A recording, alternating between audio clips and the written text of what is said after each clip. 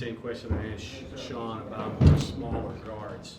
Do you feel like there's some opportunities that you can take advantage of their size? Yeah. When we played at their place, I feel like I kind of strayed away from it a little bit. I had it kind of going early on, but then they started sending doubles, and then it just turned to like me passing out the double and stuff. But I feel like what we can do is try to get the mismatches more and try to look forward more and just try to capitalize on our size. Our guards have pretty good size, and then they switch a lot. So if we can get them switched on one of our bigs or wingman, then we'll be okay. Taz, being that you were able to get one against this Kansas State team in the regular season, how much confidence does that give you guys going into tomorrow night, knowing it's a team you did get a win against? Yeah, well, to be honest, I think we can win against anyone, even if there's teams that we didn't beat at all, obviously in conference. But having a win against one team and then you playing against the team twice, it gives you a little confidence boost, But I feel like with our team, it could have been anyone. We could have played literally anyone, and we would have still had the same confidence level going in to any team that we would have played. Can you describe what makes it so much harder to make shots when you've got to elevate to the top of your jump, really strain, really extend, versus when you can just catch it, step in, kind of in rhythm, you don't have to have all that strain in elevating? Well, there's two different types of shooters, I feel like. There's jump shooters and there's set shooters, but you have some people that fit perfectly in the middle, which I think me and Sean pretty much are. Like we fit perfectly in the middle to where we can either stand still and shoot a set shot, or we can go off the bounce or just go off three off the catch and just elevate. So there's a difference in being you have to change your shot, alter your shot if you're not used to jumping on your jump shot. Then it kind of feel awkward to you. You might end up leaving it short or shoot it over.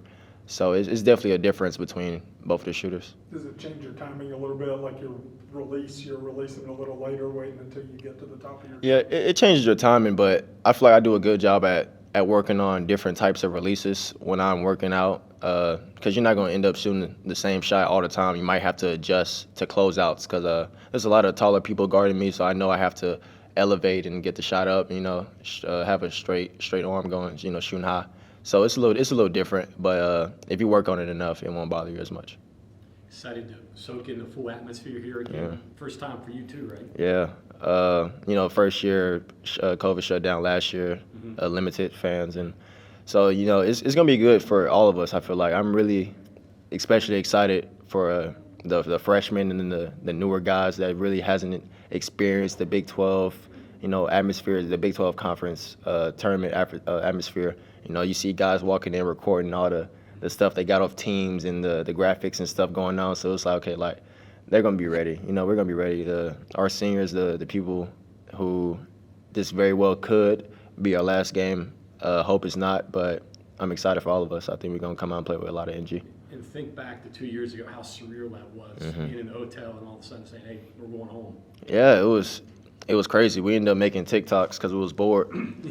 And it was crazy because once you're getting ready to play a game or go practice, I forgot what we was doing, and then you hear, like you see on Twitter, NBA, right? And then we was like, okay, if the NBA did it, it's probably NCAA is probably gonna do it too. So now we're just sitting here waiting on the call, but we're still ready to go do whatever we're gonna do. But now you're just waiting on the call to see if you can go do it or not. And then once we got the call, it was like, dang man, I feel bad for all the seniors because there was no COVID rule to the extra year. So Jermaine, Chase, like all those guys didn't have that extra year, extra luxury like we did. So I still feel bad for them for not having that last go around at this. You guys felt pretty good. You were on a roll going into that game too. You felt like you could make a little run. Yeah, we struggled through I say like 4 or 5 games, some like 6 games, something around there, and then we capped it all off with that home win against Baylor. And then we really thought that was going to propel us into a great tournament run. And we had a lot of high hopes for that team.